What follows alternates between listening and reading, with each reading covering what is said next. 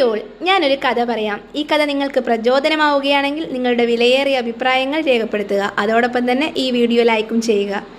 ഒരു സായാഹ്നത്തിൽ അച്ഛനും മകനും സ്വീകരണ മുറിയിലെ കസേരയിൽ ഇരിക്കുകയായിരുന്നു. ഏകദേശം 40 വയസ്സുണ്ടാകും മകന്. അപ്പോഴാണ് ജനലരികിൽ ഒരു കാക്ക വന്നിരുന്നത്. മോനെ, അതെന്താണെന്ന് നോക്കിയേ, വാത്സല്യത്തോടെ അച്ഛൻ ചോദിച്ചു. അതൊരു കാക്കയാണ്, മകൻ മറുപടി നൽകി. അല്പസമയം കഴിഞ്ഞപ്പോൾ അച്ഛൻ വീണ്ടും അതേ ചോദ്യം ആവർത്തിച്ചു. അതെന്താ മോനെ? അത് കാക്കയാണെന്ന് ഞാൻ പറഞ്ഞല്ലോ അച്ഛാ, മകന്റെ സ്വരത്തിൽ നേരിയ അതൃപ്തി കലർന്നു.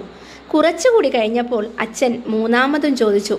അവിടെ ഇരിക്കുന്നത് എന്താണ്? അച്ഛാ, നിങ്ങൾക്ക് കേൾക്കുന്നില്ലേ?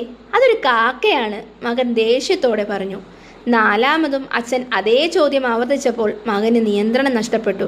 എത്ര തവണ പറയണം അതൊരു കാക്കയാണ്, കാക്കയാണ്, കാക്കയാണെന്ന്? എന്താ അച്ഛാ ഇങ്ങനെ?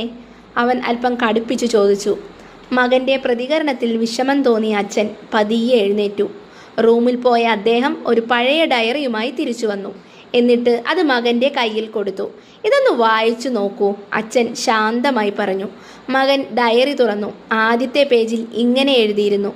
എൻ്റെ പ്രിയപ്പെട്ട മോന് ഇന്ന് 3 വയസ്സാണ്. ഞങ്ങൾ ഉദ്യാനത്തിലിരിക്കുമ്പോൾ ഒരു കാക്ക ഞങ്ങളുടെ അടുത്തേക്ക് പറന്നു വന്നു.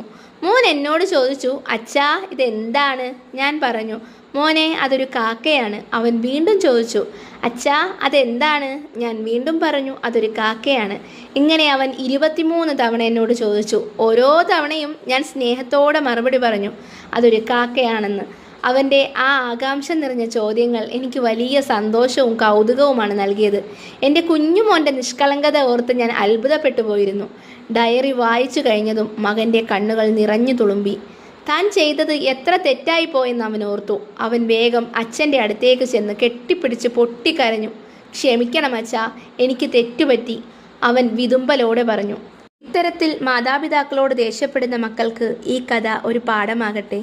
ഈ വീഡിയോ ഇഷ്ടപ്പെട്ടാൽ എല്ലാവരും ലൈക്ക് ചെയ്യാൻ മറക്കല്ലേ. താങ്ക്